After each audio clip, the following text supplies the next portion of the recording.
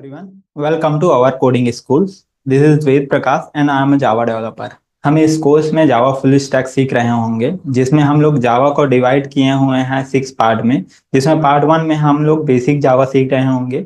Part 2 में हम लोग स्ट्रिंग्स एंड अरेज पढ़ रहे होंगे। पार्ट 3 में कोर जावा को हम लोग डिटेल में पढ़ रहे होंगे। पार्ट 4 में जावा लाइब्रेरी हम लोग सीख रहे होंगे। पार्ट 5 में एडवांस जावा को हम लोग सीख रहे होंगे। देन पार्ट 6 में हम लोग इस फ्रेमवर्क हम लोग सीख रहे होंगे जिसमें हम लोग spring boot, hibernate, spring MVC और बेसिक्स माइक्रो सर्विस सीख रहे होंगे।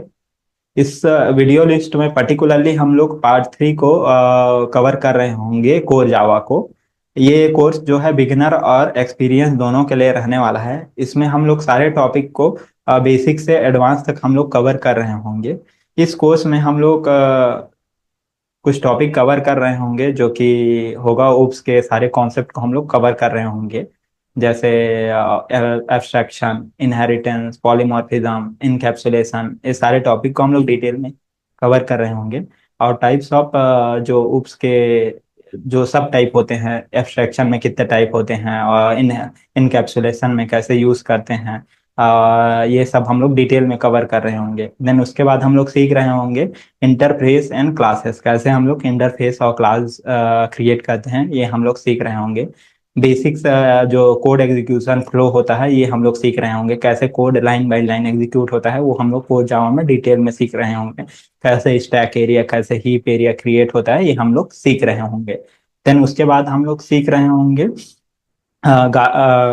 जनरलाइजेशन एंड स्पेशलाइजेशन, कैसे हम अपने कोड को जनरलाइज्ड एंड स्पेशलाइज्ड बना सकते हैं, कोड को कैसे ऑप्टिमाइज कर सकते हैं, ये हम लोग कोड जावा में डिटेल में सीख रहे होंगे।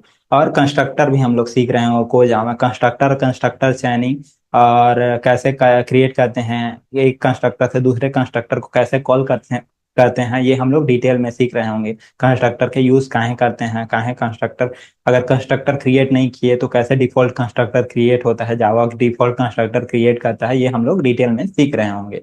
इन सारे टॉपिक्स को हम अपने वीडियो में डिटेल में कवर कर रहे होंगे। और इन सारे टॉपिक्स का नोट्स मैंने अपने गिटहब में अपलोड कर दिया है। अगर आपको नोट्स चाहिए होगा तो आप गिटहब में जाकर वहां से नोट्स डाउनलोड कर सकते हैं। वीडियो में यहाँ तक बने रहने के लिए धन्यवाद। अगले वीडियो में फिर मिलते हैं। Thank you.